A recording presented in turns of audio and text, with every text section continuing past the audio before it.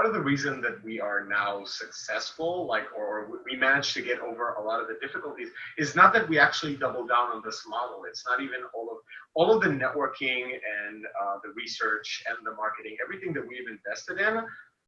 That wasn't what eventually put us in a safer position. What did is the fact that we were open to pivoting as a business model. Last GDC, we were talking to a friend, and he wanted to introduce us to someone who was a lawyer in the venture capital space, right? And basically, he was like, "Okay, I love you guys. I think you guys are amazing," and basically come up with something that technology, come up with something right? That I can sell. Something I can sell, right? And we're like, okay.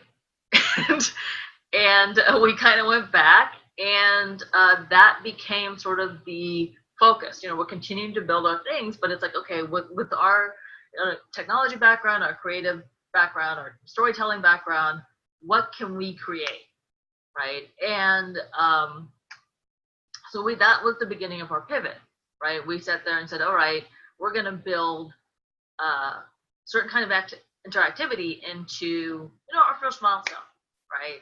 It's going to be on our own technology, but maybe it'd be fun, right? And we show that to the client, and they loved it, and they said, okay, what is this? And then we were like, it can do all this stuff, right? and basically they went, that's a lot, and we just like this one thing, right? Yeah, give us can we do an example of this? And that became sort of our pivot, right? That's like, okay, it's something that sort of, it can feel like a commercial product, because it is, right? It could be very easily integrated, but it was unique technology. So we started basically building all of our pitches in that way. What was the piece of technology? Augmented reality, virtual buddies that are world aware and driven by AI and can be controlled through a turnkey web portal. So you can essentially remote control these guys.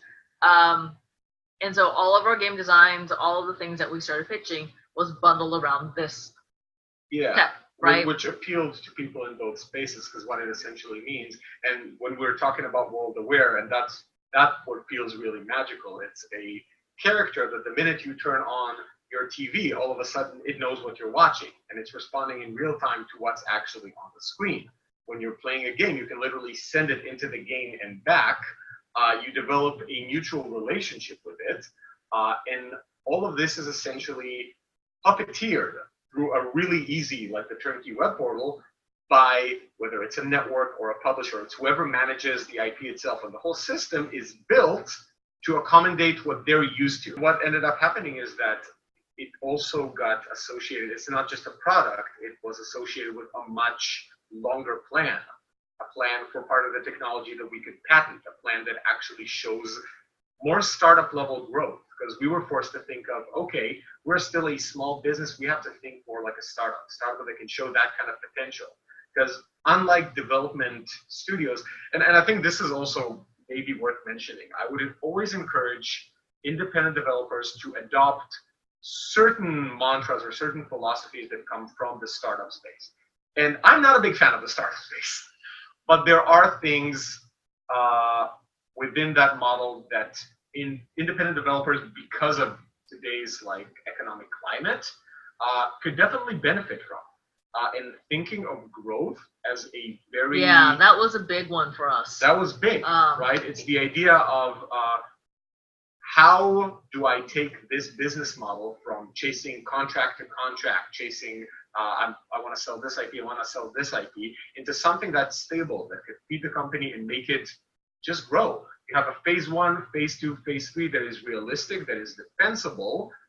If you manage to do that, not only have you created a competitive advantage, but you actually have a chance to get pretty big investors interested, because that's what they're looking at. They're not looking at companies that just make money, because they know it's an unstable model, the developer model. They're looking at something can just explode, right?